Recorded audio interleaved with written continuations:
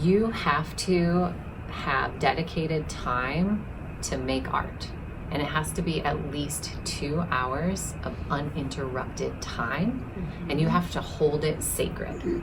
So this is going to touch on that. One of the things that, I don't know if it's a woman thing, I want to say that we as women often do, maybe men do it too, but I'm going to say it's a woman thing, is that we will put our needs last. And so especially when it comes to art making, it's like, well, I've got to do the dishes and I've got to make food and I've got to do this and whatever. And so my desire to make art naturally gets put really low on the list, no matter what day of the week it is. And that is one of the main reasons why I never get to it, is because I have not decided that making art is as important as eating. Right? Or drinking wine. Or drinking wine. You can definitely do both of those at the same time. But then I need to say, Wednesday night at 6 o'clock, it's my art making time. If you've read The Artist Way, she talks about artist states, and that's the whole point behind that, is you've got to say, I'm going to do this, and then you have to hold yourself accountable.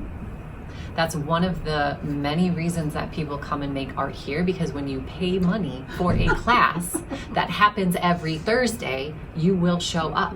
And guess what? When you show up, you're really glad that you did, but when you're at home, you don't do it. It's just the way that it is. Yeah. That's actually the only reason I charge money. Otherwise, I would do it for free. I'm just kidding. Well, one big thing for like, I want to do this, but I might not do it, is accountability.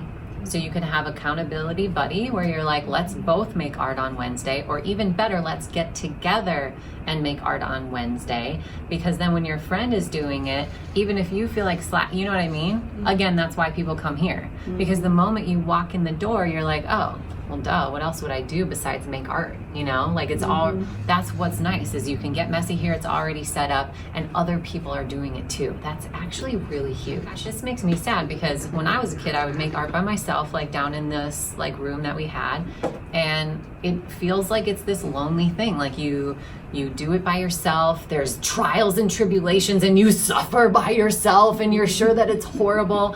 But when you just bring it into a community setting, it all gets easier. I see it happen all the time here too, where, you know, you're working and then you get a little stuck or whatever, and you look around, you take a walk, you go look at other people's art, but you stay in art.